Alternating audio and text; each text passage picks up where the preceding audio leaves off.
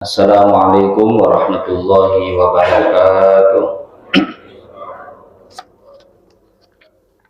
Innal hamdalillah nahmaduhu wa nasta'inuhu wa nastaghfiruhu wa nu'minu bihi wa natawakkalu 'alaihi wa na'udzu billahi min shururi anfusina wa min sayyiati a'malina. Man yahdihillahu fala mudilla lahu wa man yudlilhu fala hadiya lahu. Asyhadu an la ilaha illallah wahdahu la syarika lahu wa asyhadu anna sayyidana wa maulana Muhammadan abduhu wa rasuluh. Allahumma salli wa sallim wa barik alaihi wa ala alihi wa ashabihi wa tabi'ina lahum bi ihsanin ila yaumiddin, amma ba'd.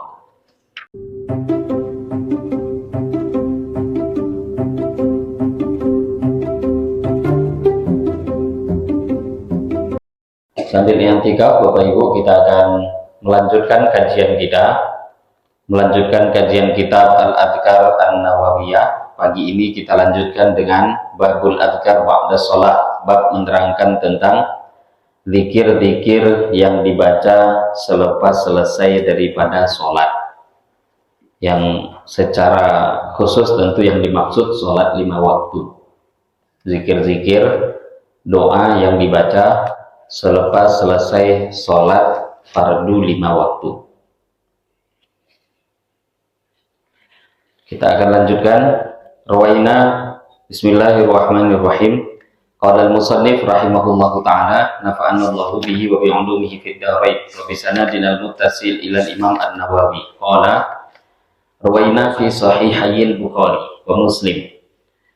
Wa rawaina, dan kami telah meriwayatkan fi sahihayil Bukhari, di dalam 2 kitab sahih, Al-Bukhari wa Muslim, yaitu kitab Bukhari Muslim.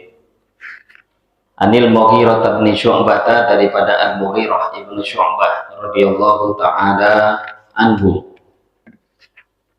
anna Rasulullah, sesungguhnya Rasulullah sallallahu alaihi wasallam, karena adanya Nabi idza faragha, ketika Nabi telah selesai minas sholati, daripada sholat,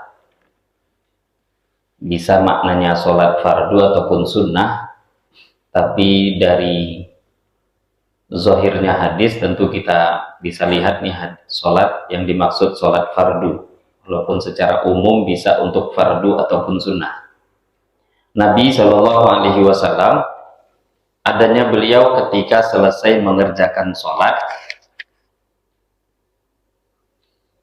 wasallama, dan telah selesai mengucapkan salam, qala, maka Nabi membaca la ilaha illallah wahdahu la syarikalah, lahul mulku wa lahul hamdu wa huwa ala kulli syai'in qadir. Allahumma la mani'a lima a'taita wa la mu'tiya lima mana'ta wa la yanfa'u dzal jaddi minkal jadd. Hadis riwayat Imam Bukhari dan Muslim.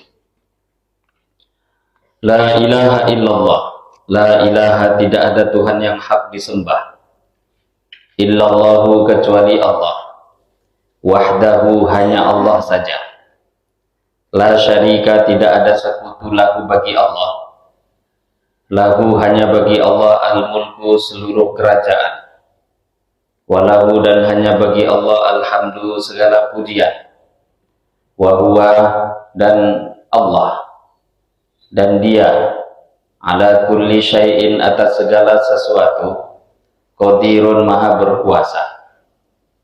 Allahumma, ya Allah, la mani'a, tidak ada yang bisa mencegah, lima, kepada apa, a'taita, yang engkau berikan, wala mu'tiya, dan tidak ada yang bisa memberikan, lima, kepada apapun, mana'ta, yang engkau cegah, wala yanfa'u, dan tidak bisa memberikan manfaat, dzal jaddi, orang yang memiliki kemuliaan, minka, daripada engkau, al jaddu, kemuliaannya. Ini doa.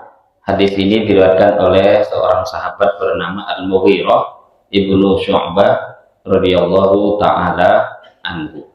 Ini sahabat yang cukup masyhur.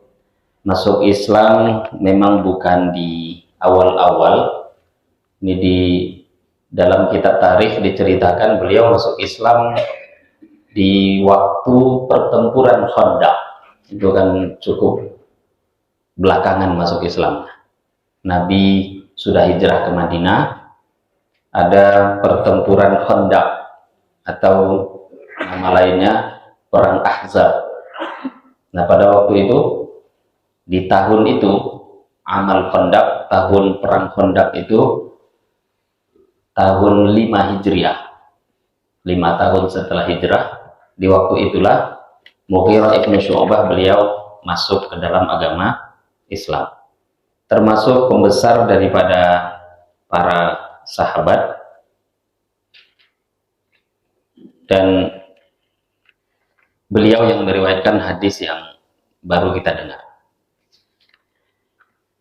Dan dari hadis ini, kalimat ini sudah sering kita baca, tapi mungkin terkadang ada orang yang mengingkari zikir selepas sholat. Maka ini diantara dalil yang ditulis oleh Al-Imam An-Nawawi, bahwa dari hadis ini, inilah termasuk dalil yang menyatakan bahwa selepas selesai sholat itu sunnah untuk berzikir dan berdoa. Karena sebelumnya sudah kita sampaikan bahwa ada ulama seperti Al-Imam Ibnul Qayyim yang mengingkari, mengatakan tidak disunahkan berdoa selepas sholat. Hadis-hadis yang menerangkan tentang doa selepas sholat, maka beliau arahkan itu doa di penghujung sholat. Jadi diarahkannya ke situ sebelum salam. Nah, hadis ini jelas. Nabi SAW idza faragha minas shalah wasallam, ketika sudah selesai sholat dan salam, memang sudah selesai. Ini dalilnya Nabi membaca zikir dan doa. Lah di antara zikir doanya la ilaha illallah wahdahu la syarikalah lahul mulku wa lahul hamdu wa huwa ala kulli syai'in qadir. Allahumma la mani'a lima a'taita wa la mu'tiya lima mana'ta wa la yanfa'u dzal jaddi minkal jadd. Satu persatu kita bahas dari kalimat ini. Di antaranya kalimat ini dalam beberapa riwayat, di antaranya dalam riwayat Imam Al-Bukhari dan juga dalam riwayat Imam Nasa'i, yaqulu hadza tahlil wahdah thalatha marrat. Dalam riwayat Bukhari, Muslim, riwayat lain, ini kalimat tahlil itu dibaca 3 kali. Nah, jadi memang hadis itu banyak, maka kita nggak bisa menyalahkan orang. Ini yang pertama. Yang kedua, kita pun jangan kebingungan. Kadang kita dengar entah itu ustadz, imam, kadang zikirnya cuma sekali, yang mungkin menggunakan zahir hadis yang baru kita dengar. Ada yang baca la ilaha illallah wahdahu la syarikalah sampai akhir, itu yang dia baca 3 kali. Ya memang ada hadisnya juga, riwayat Imam Nasa'i, Imam Bukhari yang lain, itu diterangkan sampai 3 kali. Bahkan ada juga ulama seperti Al-Qalqalsandi rahimahullahu ta'ala, beliau mengatakan bahkan bukan hanya tahlil yang la ilaha illallah wahdahu la syarikalah sampai lahul mulku wa lahul hamdu, bukan itu saja, tapi sampai doa itu tadi, Allahumma la mani'ah, satu paket, itu dibaca 3 kali. Dan ada beberapa teks yang berbeda, ada yang tambahan yuhyi wa yumit, itu pun juga ada riwayatnya. Maka yang kita dengar ini salah satu riwayat dari kitab Bukhari dan Muslim. Kemudian yang kedua, dari hadis yang kita dengar tadi, terutama selepas doa tahlil, selepas wa huwa ala kulli syai'in qadir, itu ada doa Allahumma la mani'a lima a'taita.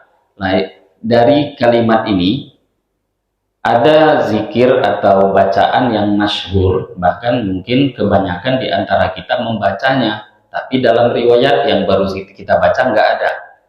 Nah, biasanya atau yang sering kita dengar, Allahumma la mani'a lima a'taita wa la mu'tiya lima mana'ta. ada tambahan lagi.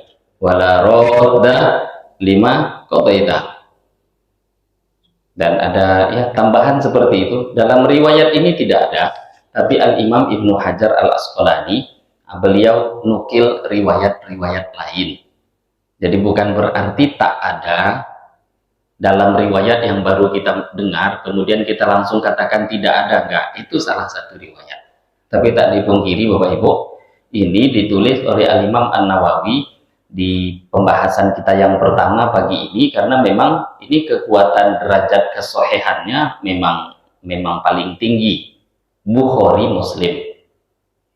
Maka kalau yang ingin meringkas doa, hanya Allahumma la mani alima a'taita wa la mu'tiya lima mana'ta wa la yanfa'u dzal jaddi minkal jadd, tanpa tambahan, yaitu sunnah. Bahkan ini tadi derajatnya Bukhari Muslim. Tapi yang menambahkan, ada beberapa yang masyhur di kalangan kita, maka itu tak ada masalah. Hadis yang juga dalam riwayat lain dinukil dalam kitab lain oleh Imam Ibnu Hajar, ada riwayat Al-Mughirah Ibnu Syu'bah juga yang meriwayatkan hadis. Beliau mengatakan, aku mendengar Rasulullah Shallallahu Alaihi Wasallam berdoa, Allahumma la mani alima a'taita wala radda lima qadaita wala yanfa'u dzal jaddi minkal jadd. Jadi tambahan wala radda lima qadaita ada dalam riwayat lainnya. Ya, sama dengan pembahasan doa-doa sebelumnya. Bahkan Al-Hafidz Ibnu Hajar Al-Asqalani beliau mengatakan wa sami'tu syekhuna yaqul hadza haditsun sahih. Tambahan-tambahan ini pun juga sebagian ulama menilainya sahih. Hadis ini sahih. Nah, kalau mengatakan ada yang mengatakan dhaif, itu penilaian dia. Ibnu Hajar Al-Asqalani menukil berkata guru kami bahwa hadis ini, tambahan ini pun juga sahih. Rawi-rawi yang meriwayatkannya adalah thiqah. Jadi mau ditambah silahkan. Mau dalam batasan hadis riwayat Bukhari Muslim saja, itu pun sunnah. Yang tak betul itu yang mengingkari tapi tak pakai dalil, atau dia mengklaim hanya dia yang benar, selain saya nggak sahih. Nah, sahih nggak sahih itu ikhtilaf. Bahkan tak sahih sekalipun, kalaupun dhaif, itu dalam bab doa dan dalam bahagian untuk fadhailul a'mal sering kita dengar bahwa tidak ada masalah mengamalkan hadis dhaif dalam bab fadhailul a'mal. Kemudian Bapak Ibu yang dimuliakan Allah, karena kalimat ini sering kita baca, maka tadi kita sudah dengarkan terjemahannya per lafaz. Nah, perlu memang kita menyatukan, menggabungkan antara zikir lisan kita dengan zikir qalbi, zikir hati. Dan zikir hati itu, bacaan-bacaan itu betul-betul menjadi zikir hati, tidak akan bisa Bapak Ibu sebelum kita tahu maknanya. Paling tidak tadi makna secara umum. Kalau kalimat per kalimat diartikan lafadznya, nah itu yang faham para ulama. Tapi dengan kita baca tadi secara umum, secara kita baca terjemahan, harusnya secara umum makna isi doanya kita fahami. Nah, ketika kita membaca kalimat ini, zikir lisan satukan dengan zikir qalbi. Hati kita juga ikut meminta dengan apa yang kita baca. Jadi bukan hanya lisan. Bukan hanya lisan. Hati juga memahami secara umum apa yang diminta. Maka kalimat ini kita lihat, ini kalimat tauhid. Maka memang kalimat ini pantas untuk dibaca, sepantasnya dibaca selepas selesai sholat. Seorang hamba betul-betul meyakini bahwa tidak ada Tuhan yang hak disembah selain Allah. Hanya Allah saja. Lahul mulku. Seluruh kerajaan itu milik Allah. Selain Allah itu sebenarnya nggak ada punya apapun. Kerajaan itu bukan punyanya raja. Enggak. Kerajaan itu punya Allah. Negara punya Allah. Raja, kerajaan, rakyatnya. Semua punya Allah. Kita numpang saja. Walahul hamdu. Hanya bagi Allah segala pujian. Yang layak dipuji hanya Allah. Selain Allah itu kalaupun dipuji, itu pun juga dikarenakan Allahnya. Kenapa dia bisa kita puji? Oh, karena dia pintar. Nah, pintarnya dia datang dari mana? Allah yang memberi. Kalau tak Allah beri dia pintar, tidak akan tahu sedikit pun. Allahul ladzi khalaqakum min butuni ummahatikum. Allah yang menciptakan. Allahul ladzi akhrajakum min butuni ummahatikum. Allah yang telah mengeluarkan kalian dari perut ibu kalian. La ta'lamuna syai'a. Kata Allah, kalian tidak tahu apapun. Kita lahir tidak tahu apa-apa, kita datang ke dunia nggak punya apa-apa, kemudian diberi pengetahuan. Setelah itu jadi hebat. Lah siapa yang membuat hebat? Allah. Lah kalau tahu yang memberikan kehebatan Allah, yang menjadikan dia pandai Allah, kalau indah cantik pun juga datang dari Allah, ganteng dia itu pun dari Allah. Lah yang dipuji harusnya siapa?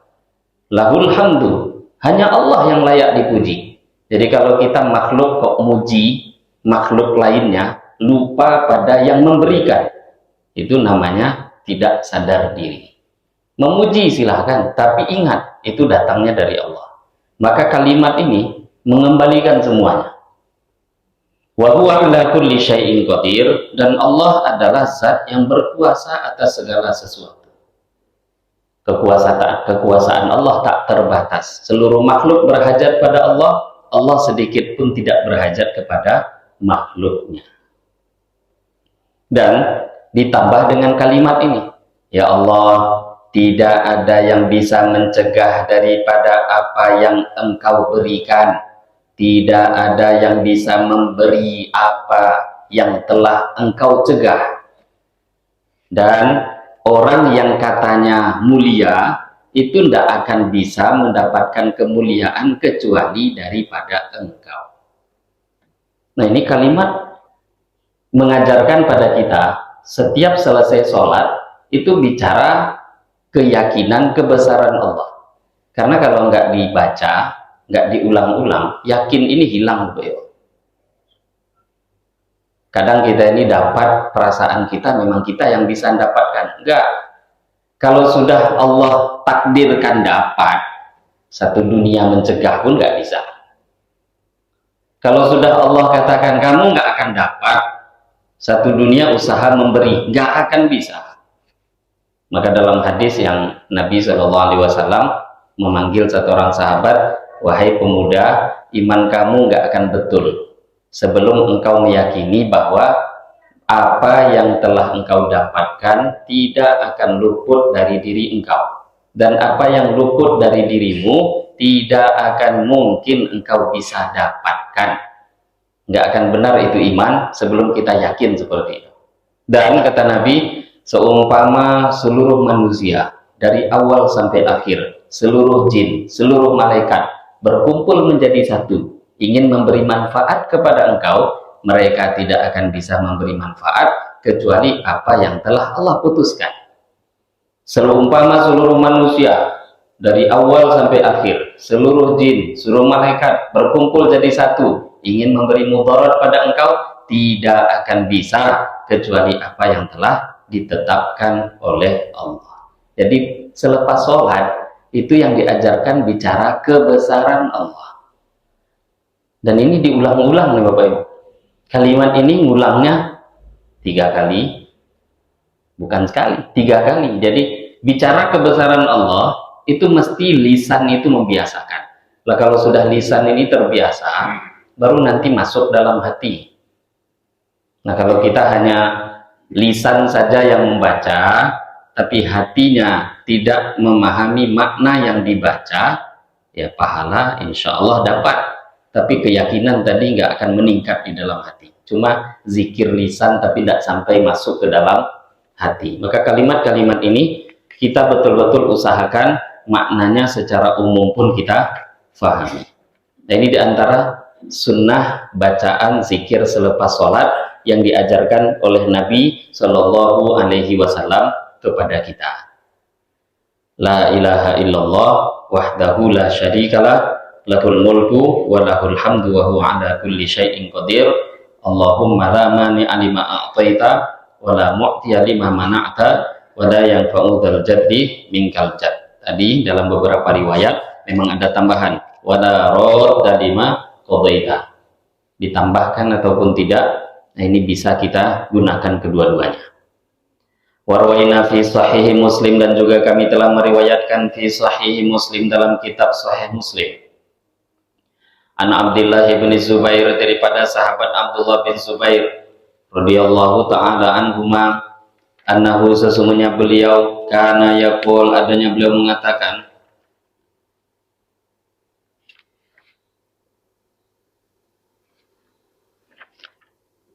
annahu, sesungguhnya beliau, karena adanya beliau, yaqulu, membaca, dubura kulli sholatin, setiap selesai daripada sholat, hina yusallim, ketika beliau telah salam. Jadi kalimat ini dibaca memang selesai sholat, setelah salam. La ilaha illallah wahdahu la syarikalah, lahul mulku wa lahul hamdu wa huwa ala kulli syai'in qadir.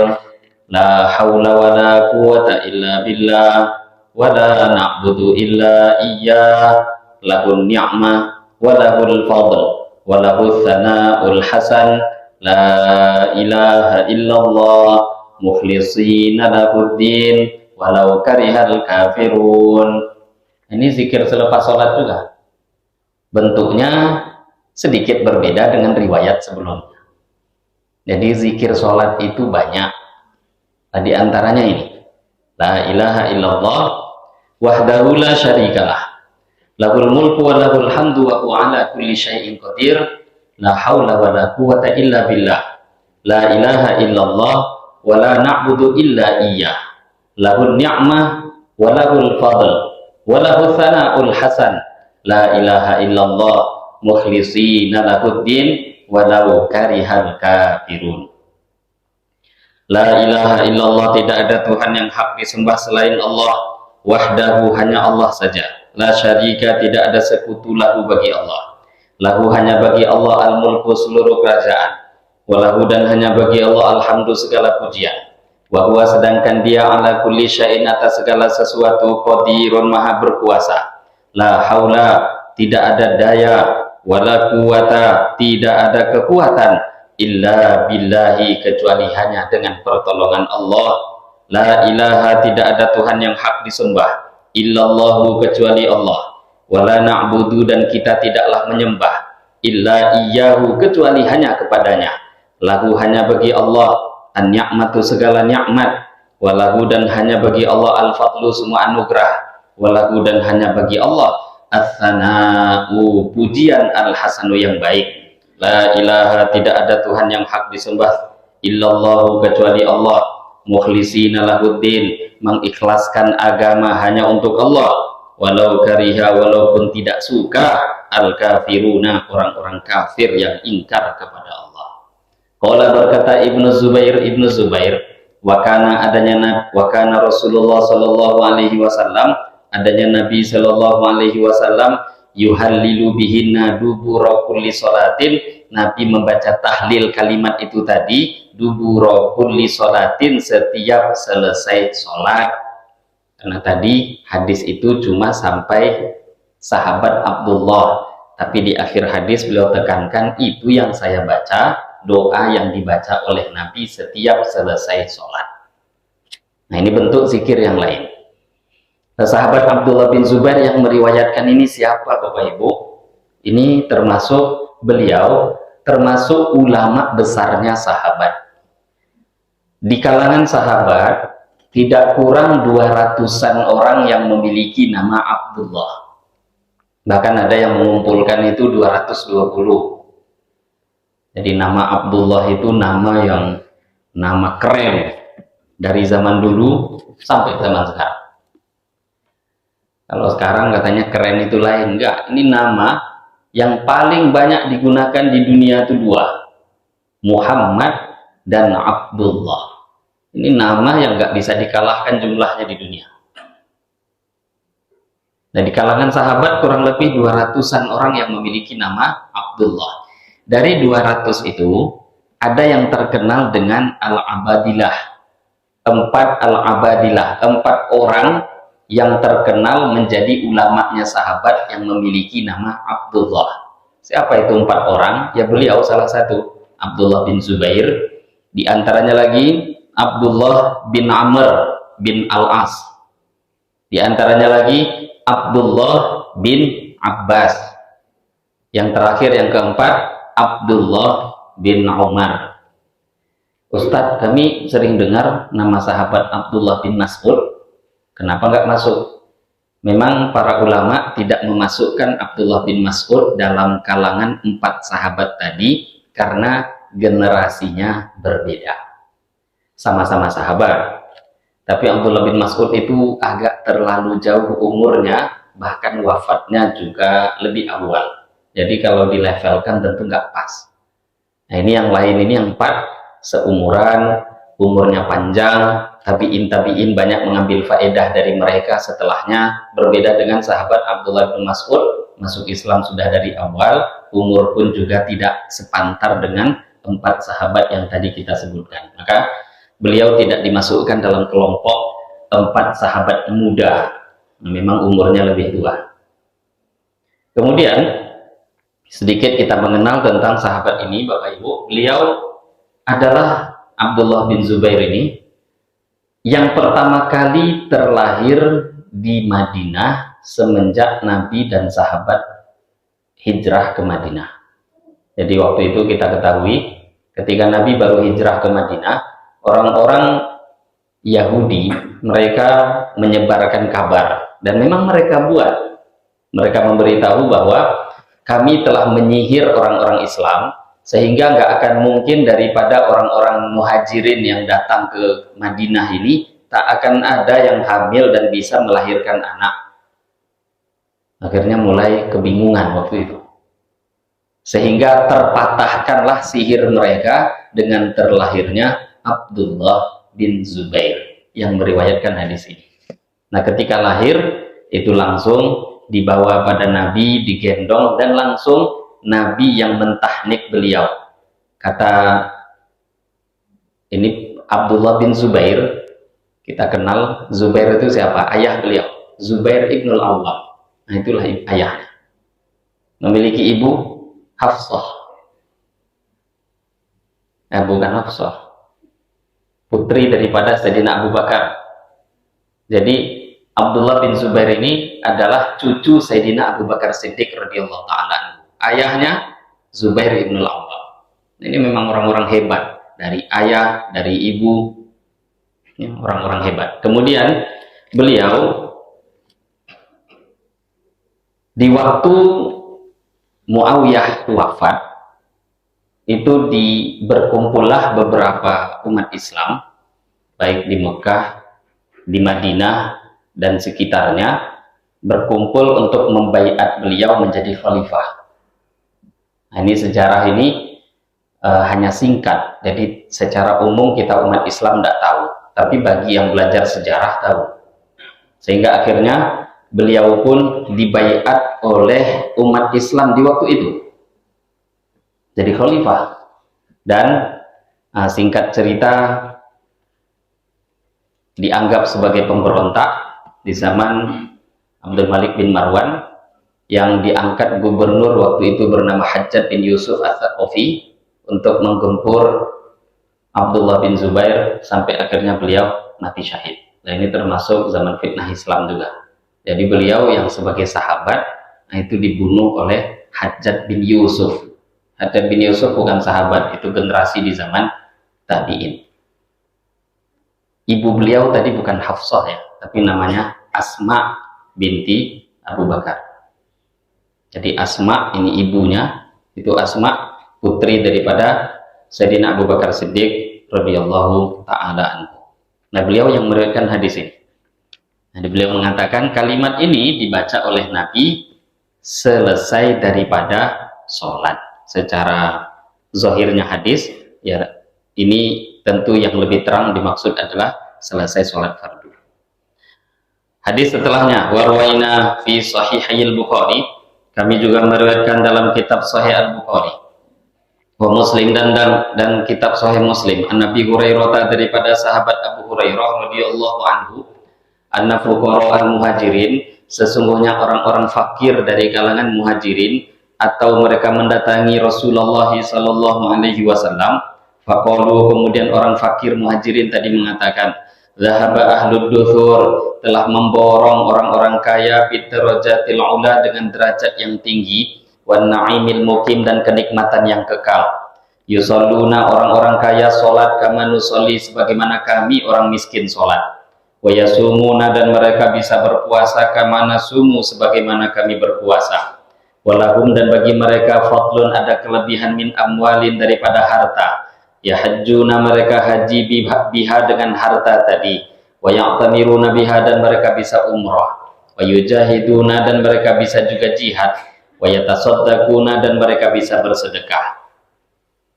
Faqala, maka Nabi pun bersabda, ala u'allimukum, tidakkah aku beritahukan kepada kalian syai'an, sesuatu perkara, tudrikuna bihi man sabaqakum, kalian akan bisa menyusul orang yang mendahului kalian. Watasbikuna, dan kalian bisa mendahului bihi, dengannya, man orang ba'dakum, yang ada di depan kalian. Wala yakunu, dan tidak akan ada ahadun, seorang pun, afdola, yang lebih utama, minkum, daripada kalian, illa man, kecuali orang, sona'a, yang berbuat amal sama, mitlama sona'tum, seperti apa yang kalian buat. Qalu, orang-orang miskin muhajirin tadi pun mengatakan, bala, tentu ya Rasulullah, beritahukanlah. Qala, Nabi pun mengatakan, tusabbihuna, kalian bacalah tasbih, wa tuhammiduna, dan bacalah tahmid, tasbih subhanallah, tahmid alhamdulillah, wa tukabbiruna, dan kalian baca takbir Allahu akbar, khalfa kulli sholatin, setiap selesai sholat, thalatha wa thalasin, sebanyak 33 kali. Qala, berkata Abu Salih, rawi yang bernama Abu Salih, an Abi Hurairah, muridnya Abu Hurairah, lama su'ila, ketika telah ditanya Abu Hurairah an kaifiyati dzikrihi, tentang tata cara membaca zikir tadi, yaqulu, maka Abu Hurairah mengatakan, subhanallah walhamdulillah wallahu akbar, hatta yakuna minhunna, sehingga adanya bacaan tadi, kullahunna, semuanya, thalatha wa thalatun, sebanyak 33 kali. Jadi dalam hadis ini detail diterangkan, karena hadisnya umum. Bagaimana dalam hadis ini tadi Nabi mengatakan, yaitu baca zikir, bacalah tasbih, tahmid, takbir 33. Nah, seolah-olah kan bisa saja tasbihnya 11, tahmidnya 11, kemudian takbirnya 11.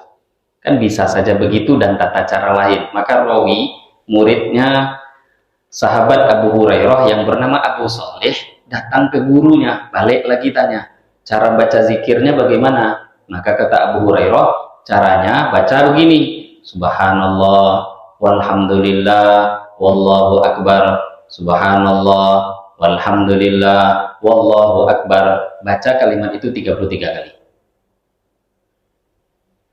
Ad-duthur, adapun makna kalimat ad-duthur dalam hadis, jam'u dathrin, jamak kata-kata dathrin dengan memfathahkan huruf dal, wa iskani tha'i, dan mensukunkan huruf tha, wa huwa al-malul katsir, arti ad-duthur adalah harta yang banyak. Nah, ini hadis masyhur dalam banyak kitab, termasuk Arba'in An-Nawawi, dulu juga sudah kita lewati hadis ini. Nah, hadis ini banyak pelajaran yang bisa diambil selain sesuai dengan judul kitabnya Bapak Ibu. Tapi di antara pelajarannya di sini, dalam hadis ini ada ikhtilaf di kalangan para ulama tentang mana yang lebih utama, orang kaya yang bersyukurkah atau orang miskin yang bersabar. Jadi perbandingannya dua wali ya, dua-duanya ini luar biasa. Ada orang kaya tapi syukur, kaya soleh. Atau yang kedua, miskin sabar, dia miskin soleh juga. Nah, dari dua ini mana yang lebih utama? Ini dua-duanya hebat. Maka ulama berbeda pendapat. Mayoritas ulama-ulama fikih itu lebih dominan mengatakan orang kaya yang bersyukur lebih utama daripada orang miskin yang bersabar. Tapi ulama-ulama mutasawwifin, ulama-ulama ahli tasawuf yang memang pembahasannya itu pembenahan hati, pembenahan akhlak, itu lebih dominan mereka mengatakan bahwa yang lebih utama itu orang Islam yang miskin dan sabar. Ini ikhtilaf. Yang sebenarnya wa fi kullin khair, kita tahu kedua-duanya ini tingkatan tinggi derajatnya di sisi Allah. Tapi mana-mana pun lah dari hadis ini diantara dalilnya para ulama yang mengatakan orang kaya yang bersyukur itu lebih utama daripada orang miskin yang bersabar. Ini dalilnya diantaranya. Nah, nanti kalau yang mendahulukan orang miskin yang bersabar itu ada hadis lain. Ini bukan bab tarjih, tidak, tapi ini diantara dalil ulama yang mengatakan orang kaya yang bersyukur lebih utama. Dari mana? Ya inilah. Orang fakir muhajirin datang, kemudian mengatakan, ya Rasulullah, orang-orang kaya sudah memborong pahala. Maka Nabi tanya, kok bisa? Ya, mereka sholat. Kalau untuk urusan sholat, kami sholat, mereka sholat. Kami puasa, mereka puasa. Tapi untuk urusan yang berkaitan dengan harta, kami nggak mampu. Haji kami tidak bisa, mereka bisa haji karena punya harta. Sedekah kami tidak bisa, mereka bisa bersedekah. Dalam hadis lain bahkan, wayaktikuna, mereka bisa memerdekakan budak, kami nggak bisa. Merdekakan budak pakai uang. Maka Nabi pun bukan mengatakan kalian lebih utama, enggak.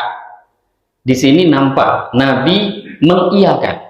Hanya saja kemudian Nabi memberitahu, apakah kalian mau aku beritahu amal yang mana kalau kalian buat, kalian bisa susul orang yang ada di depan kalian. Kalian tertinggal pun bisa menjadi di depan. Yaitu setiap selesai sholat, baca, kalau dalam riwayat ini, baca tasbih 33, tahmid 33, takbir 33. Ini urutan dalam hadis ini. Tasbih subhanallah, alhamdulillah, Allahu akbar 33 kali. Nah, dalam riwayat lain yang dalam riwayat tadi tidak kita dengar, orang-orang muhajirin pulang senang, diamalkanlah amal yang diberikan oleh Nabi tadi. Tapi nggak berapa lama kemudian mereka balik lagi datang, ngadu kembali. Apa yang mereka katakan, ya Rasulullah, orang-orang kaya dari kalangan muhajirin, mereka dengar juga, tahu apa yang Tuhan sampaikan pada kami. Akhirnya mereka juga ngikut. Setiap selesai sholat dia baca juga itu. Maka kata Nabi, dzalika fadlullah yu'tihi man yasha. Itu anugerah Allah. Sudah Allah berikan pada siapapun yang dikehendaki oleh Allah. Jadi orang itu kalau sudah kaya, kok taat pada Allah, itu luar biasa. Tapi memang Bapak Ibu, ini nggak bisa kita katakan, misalkan kalau kita memang hartanya nggak ada ataupun sedikit, jadi dari kalangan orang miskin, itu memang ujiannya biasanya ada bisikan-bisikan itu. Nah, coba saya kaya, nanti saya taat itu. Padahal nggak semudah itu. Memang kondisi-kondisi yang Allah berikan pada setiap orang itu sudah yang terbaik. Kadang ada orang Bapak Ibu yang tak mampu menjalani ujian kaya. Jadi dia tuh bisa taatnya kalau miskin. Lah kalau Allah sayang pada dia, Allah jadikan dia miskin, akhirnya dia taat. Kenapa? Karena tadi kalau seumpama kaya lupa diri, nggak sholat, nggak puasa, nggak pernah ke masjid. Akhirnya kalau miskin rajin, ah udahlah kata Allah, baguslah miskin lagi, jadikan dia miskin. Ada pula orang yang dia itu nggak tahan miskin. Kalau miskin malah nggak bisa sholat.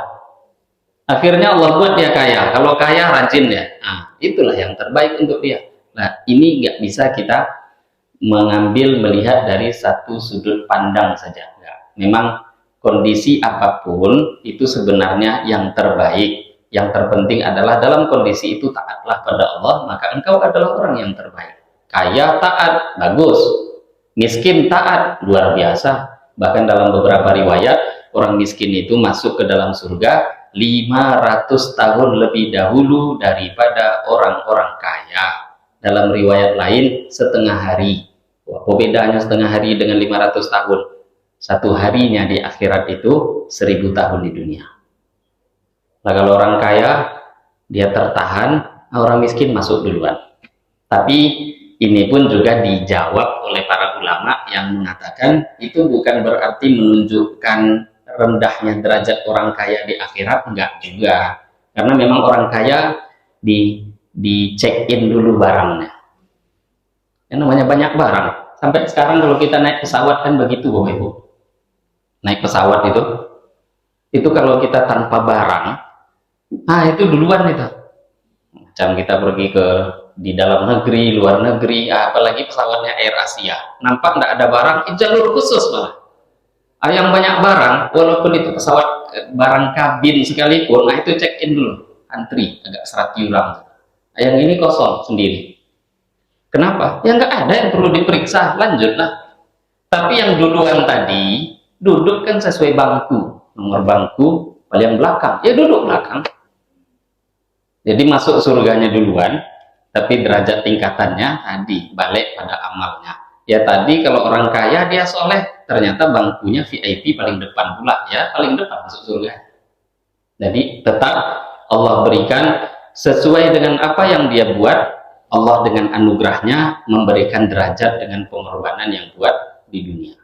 Nah ini diantara dalilnya tadi ulama yang lebih mendahulukan orang kaya itu lebih utama dibanding orang miskin yang bersabar. Tapi kedua-duanya itu lebih memang derajat yang tinggi. Bapak Ibu, dalam hadis ini di kedepannya akan ada beberapa riwayat yang mirip tentang tasbih subhanallah, alhamdulillah, Allahu akbar. Ini salah satunya. Ini salah satu. Jadi tata cara berzikir ini, terutama kalimat tasbih, tahmid, takbir, itu riwayatnya terlalu banyak. Ada yang terkadangan beberapa riwayat itu lebih mendahulukan takbir dulu. Jadi Allahu akbar dulu, subhanallah, baru alhamdulillah. Bahkan dalam beberapa riwayat ada zikir itu memang cuma 11. Subhanallah 11 kali, alhamdulillah 11 kali, Allahu akbar 11 kali. Nanti di depan ada riwayatnya. 33 subhanallah, alhamdulillah 33, Allahu akbar 33. Hadisnya sahih. Nanti ada lagi riwayat subhanallah 33, alhamdulillah 33, Allahu akbar 34. Ada lagi riwayat lain subhanallah 33, alhamdulillah 33, Allahu akbar 33. Tutup kata Nabi yang ke-100-nya dengan la ilaha illallah wahdahu la syarikalah lahul mulku wa lahul hamdu wa huwa ala kulli syai'in qadir, lengkap semuanya jadi 100. Ini bagaimana? Ya memang banyak riwayat jadi longgar. Bahkan ada kalimat hadis yang dengan tegas menyatakan, kata Nabi, tidak ada masalah dari zikir manapun engkau memulainya. Jadi maksudnya kalimat tadi, subhanallah kah lebih dulu, alhamdulillah mau dibaca dulu, Allahu akbar dulu, longgar. Cuma riwayat hadis yang paling banyak urutannya subhanallah, alhamdulillah, Allahu akbar. Itu riwayat yang paling banyak. Tapi nggak dipungkiri, mau dibolak-balik ada juga hadis yang lain. Dan hanya saja di sini para ulama menggabungkan kondisi-kondisi ini, mengajarkan kepada kita seolah-olah Nabi Shallallahu Alaihi Wasallam itu mau memberitahu kita, engkau sesibuk apapun maka tetaplah berzikir selepas selesai sholat. Tidak bisa yang panjang. Kadang dalam satu riwayat ada subhanallah 100, alhamdulillah 100, Allahu akbar 100. Anda bisa yang itu 33 lah. 33 takbir, 33 tahmid, 33 tasbih. Nggak sempat 33, 11 lah. Jadi jangan misalkan kita nggak mampu yang paling maksimal banyak tadi, kemudian betul-betul kita tinggalkan. Nggak. Ambillah walaupun amal yang paling sedikit. Nah jadi karena adanya kelonggaran-kelonggaran itu, sesuaikan dengan kondisi kita, tetaplah luangkan waktu selepas selesai sholat untuk berzikir kepada Allah Subhanahu wa Ta'ala. Nah ini diantara beberapa hadis Bapak Ibu yang menerangkan tentang pembahasan kalimat-kalimat zikir selepas sholat. Nah jadi bacaan-bacaan ini sudah biasa kita baca, tapi ini untuk mengetahui hadis-hadis yang datang dari Nabi, ternyata arahannya seperti itu, bukan cuma turun-temurun, oh Ustadz yang bacakan, ini dari guru saya. Bukan cuma dari guru, tapi memang guru-guru Ustadz ulama tadi, mereka mengamalkan itu karena ada hadis dari Nabi Shallallahu Alaihi Wasallam. Insya Allah ke depan kita akan dengarkan detail-detail riwayatnya lagi. Tadi kan 33. Nanti akan ada riwayat dengan cara membaca zikir yang seperti diterangkan tadi. Ada yang 34 takbirnya, ada yang ditutup dengan zikir la ilaha illallah wahdahu la syarikalah di akhir kalimat zikir. Ini mungkin yang bisa kita baca pada pagi hari ini, hadis-hadis Nabi Shallallahu Alaihi Wasallam yang berkaitan dengan zikir selepas sholat dari kitab Al-Adhkar An-Nawawiyah.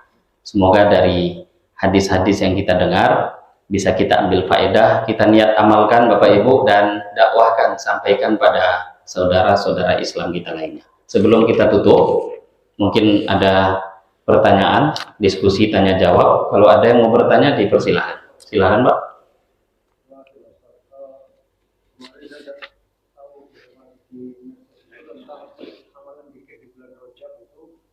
Khususnya ba'da subuh itu sebelum zikir yang biasanya itu disunahkan untuk zikir Rabbi firli warhamni wa tub alayya sebanyak 35 kali. Di mana di situ fadilahnya nanti di akhirat itu kita terbebas dari siksa neraka, api neraka itu tidak bisa Ya. Zikir bulan Rajab, Bapak Ibu, mengenai zikir khusus, sholat khusus, amalan khusus, terutama berkaitan bulan Rajab. Kalau dilihat hadis yang sahih, tak ada yang sahih. Jadi kalau ditanya sahih atau tidak, enggak. Tapi kita kembali kepada kaidah ulama, bukan berarti kemudian sahih terus jadi terlarang, tidak. Kalau memang dia mengamalkan itu tanpa meyakini bahwa itu betul-betul sahih, tidak ada masalah. Karena isi doa seperti tadi itu memang doa yang dibaca ulama hari-hari. Ya Allah, ampunilah dosa-dosaku, wa tub alayya, dan aku bertaubat pada Engkau.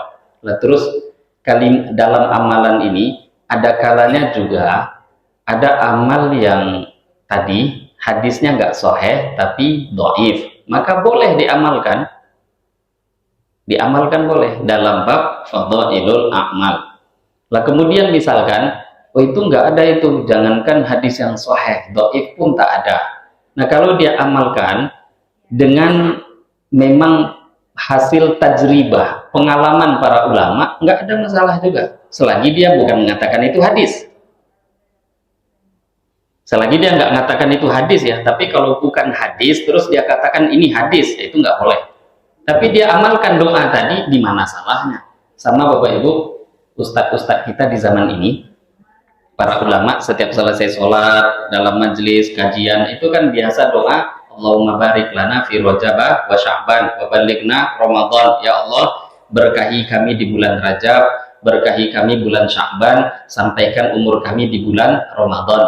Ini hadis dari doa ini, dari hadis ini, tapi hadisnya dhaif. Doa itu pun dhaif.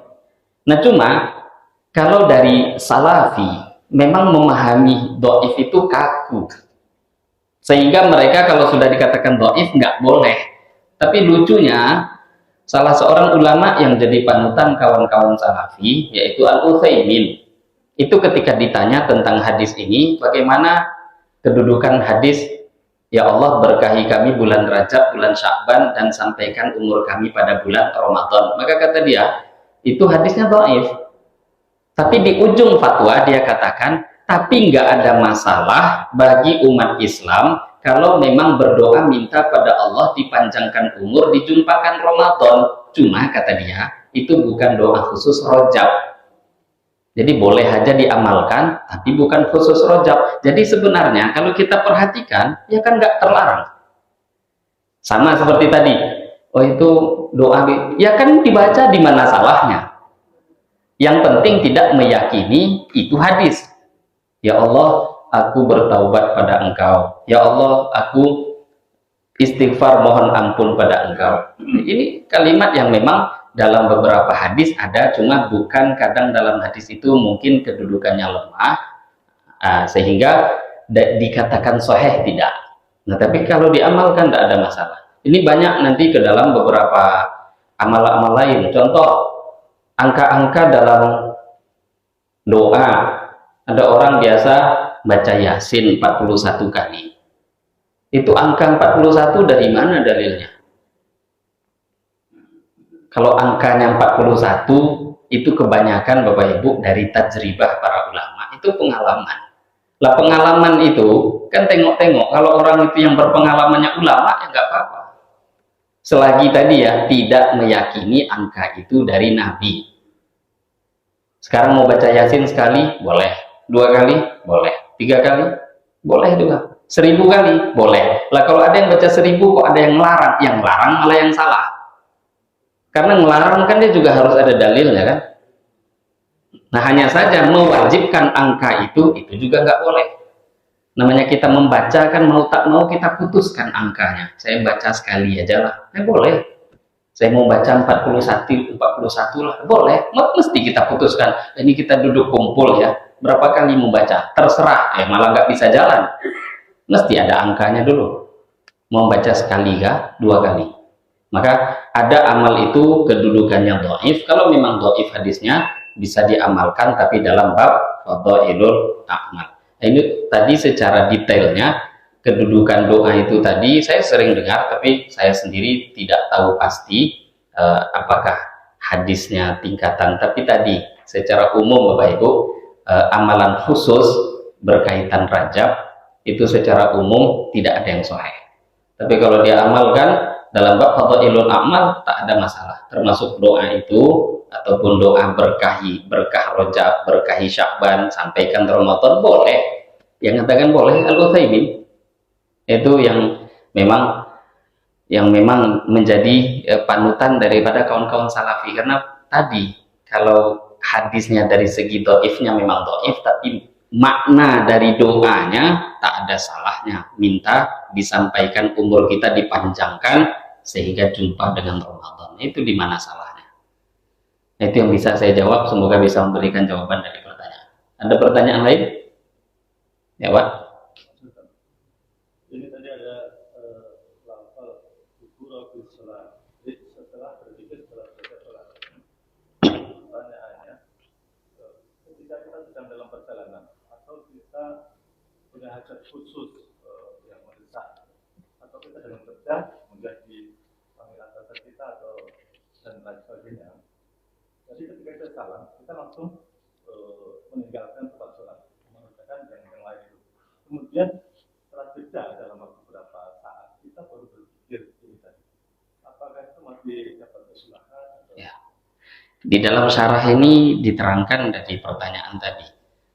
Secara amalan yang memang diajarkan itu tak ada jedanya.